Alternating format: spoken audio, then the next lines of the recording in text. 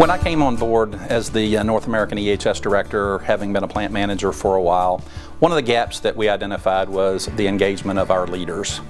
And I suspect this is a gap that more companies have than just us. What we wanted to do when we looked at it is let the leader learn about themselves and also train them on the Novelis safety system. Many of the leaders would know that already, but we felt we had many new leaders that needed to learn the Novelis safety system. Their SafetyDNA for leaders was a perfect fit because it was an assessment. It allowed them to learn about their safety style, their leadership style.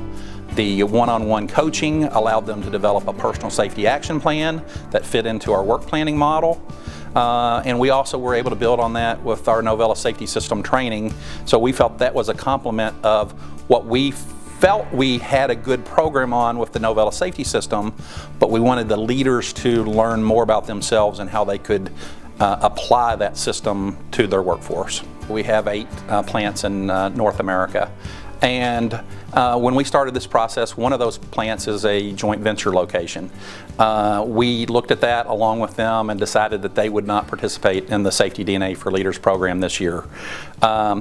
And I think they've had different results than the other 7 locations. The other 7 locations, since we've kicked this off over 6 months ago, have had 0 recordables, which, reflecting on that in my 27-year tenure with Novelis, I can't recall a time when something like that would have happened.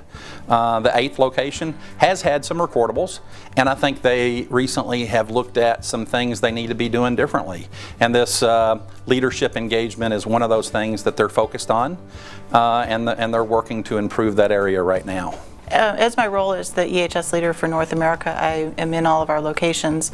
So in conversations that I've had with our employees that have gone through the training, they've told me that they've really started doing things a little bit different based on the information that they learned in the training and how their leadership style and safety style can impact their day-to-day jobs. With that, we've seen a reduction in our injury rate. Since we started the program, we've gone over 2.1 million man-hours without a recordable injury, and I think it's to the testament that they've actually changed some of the things and how they're interacting with their employees, and that the efforts that they're making are paying off in our recordable injury rate. When we went into it, one of the things the plant leaders told me was, or that were attending the training, was they were a little skeptical because they thought this was going to be the same leadership training that they've always had. But they really quickly learned that this was completely different from anything that they had had. What I'll say about the SafetyDNA for Leaders program, I think it's really helped us answer a gap that we've had. We are going to be repeating the process with 3 more sessions next year for leaders that were not able to participate this year. And as I alluded to earlier, our European colleagues are looking to do something similar next year, and our quality team is looking to develop something similar.